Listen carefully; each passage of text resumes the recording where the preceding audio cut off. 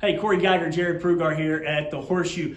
You know what? People, Jarrod, don't like to hear the phrase moral victory. It's not something that has a good connotation in sports.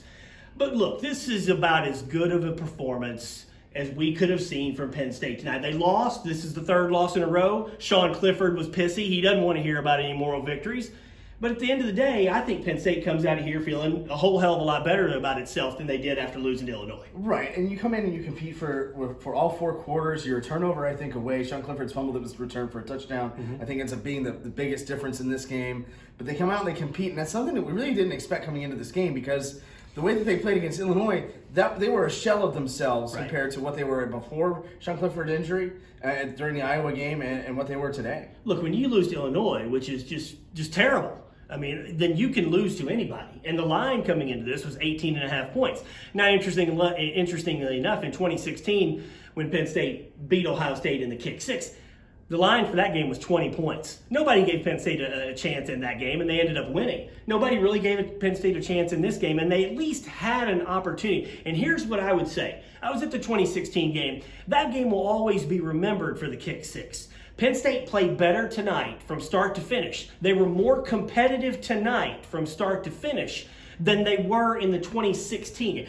They were kind of hanging around sort of in 2016, but they didn't play well until the fourth quarter. This was a pretty good effort from the start here. Right, and defensively, man, they couldn't have played any better. I mean, they only gave up, the score was 33. I think of those, they gave up maybe 27. Yeah, because the offense had some turnovers. Right, and you know, anytime you get that performance from your defense in a game like this, it's excellent. I think, you know, you're going into next week in your matchup against Maryland on a high. I know they lost. Sean Clifford said, we lost.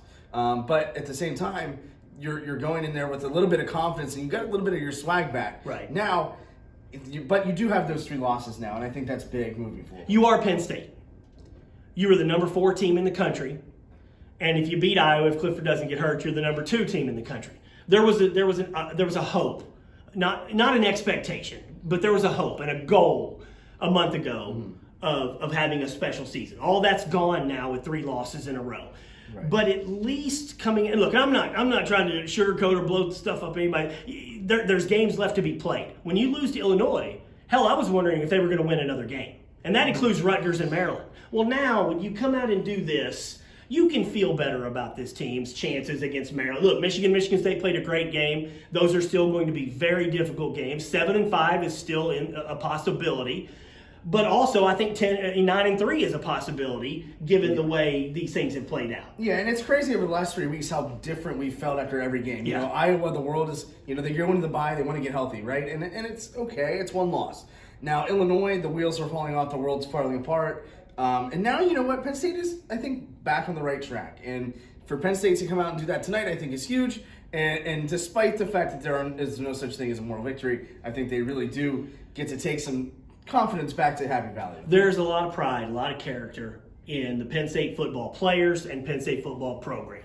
For people that thought Ohio State was going to come out here and just destroy them, I never necessarily felt that. We did media predictions from around the state. Most media people picked them to cover because we've seen Penn State play relatively close. Now, I still picked 16. I didn't think it would be, you know, tremendously close like it was. But at the end of the day, they're going back home. They can feel better about a lot of things that happened tonight. They've got some winnable games coming up. Certainly some tough games left here. But you know, if you take care of business, you go 9-3, you still have a lot of things that you can play for. You don't have anything that you were hoping to play for when you were the number 4 team in the country, but you do still have some things you can play for the rest of the way. Yeah, now your goal is to get, obviously get to bowl eligibility, number 1, and be the spoiler, because now you have a Michigan State a Michigan team that are both going to be in the top 15, I would say. I don't think Michigan's going to fall too far from their loss.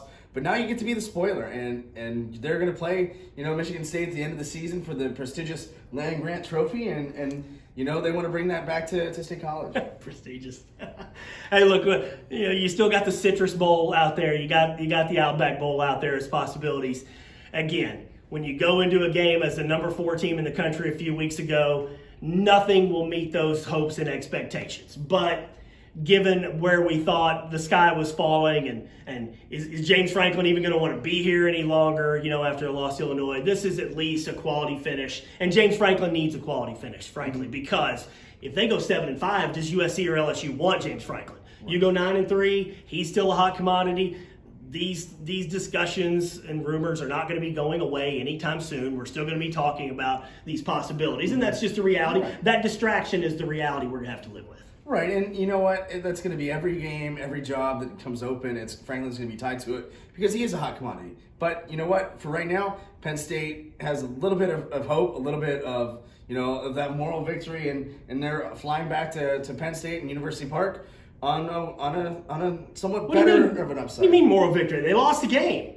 No, Well, I don't have any problem with moral victories in certain situations. Yeah, you don't want to lose to Ohio State, but the way this played out was not the end of the world. They came out, they competed, and I think that's exactly what you want moving forward. And now your hardest game at home is going to be Michigan. On the road, you got to go to Michigan State at the end of November. Sparty looked good. And listen, they're going to be playing against a guy that is going to be up for the Heisman, and Kenneth Walker. And hey, we're going to see what happens for Penn State and the Penn State defense moving forward. For Jarrod, I'm Cory. Thanks for tuning in. Appreciate it.